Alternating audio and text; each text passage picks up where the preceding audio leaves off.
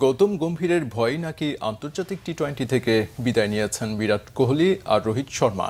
শুধু তারাই নয়, রবীন্দ্র জাদেজার হঠাৎ অবসরের সিদ্ধান্ত নাকি একই কারণে। টি-20 বিশ্বকাপ জয়ে ভারতীয় ক্রিকেটে শেষ হয়েছে রাহুল দ্রাবিড় অধ্যায়।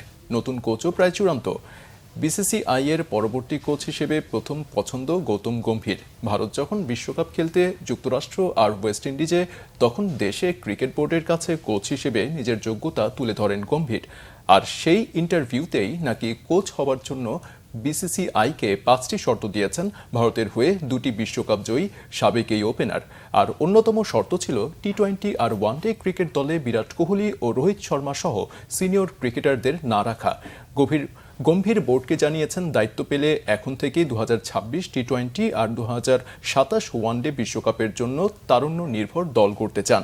আর 2025 চ্যাম্পিয়ন্স ট্রফি হবে কোহলি, রোহিত, জাদেজা ও মোহাম্মদ শামির সাদা বলে ভারতের হয়ে শেষ আসর। শুধু তাই নয়, 3 ফরম্যাটের জন্য পৃথক দল গড়ার শর্ত দিয়েছেন গম্ভীর। ক্রিকেটারদের চাপ ও দক্ষতার কথা বিবেচনা করে লাল ও সাদা বলের দল গড়ার কথা বলেছেন। বিশ্বকাপে কোহলি প্রথম দিকে খুবই খারাপ করেছেন। প্রথম 7 ম্যাচে মাত্র 75 এবং ফাইনালে 76 রান করে মান বাঁচিয়েছেন। তবে জানতেন গম্ভীর কোচ হলে বিশ্বকাপের পর আর এই ফরম্যাটে ভারতের হয়ে খেলা হবে না। সেজন্যই ফাইনাল শেষে অবসরের ঘোষণা দিয়েছেন। রোহিতও একই কারণে এবং তাদের পথ ধরে জাদেজাও কঠিন এই সিদ্ধান্ত নিতে বাধ্য হয়েছেন।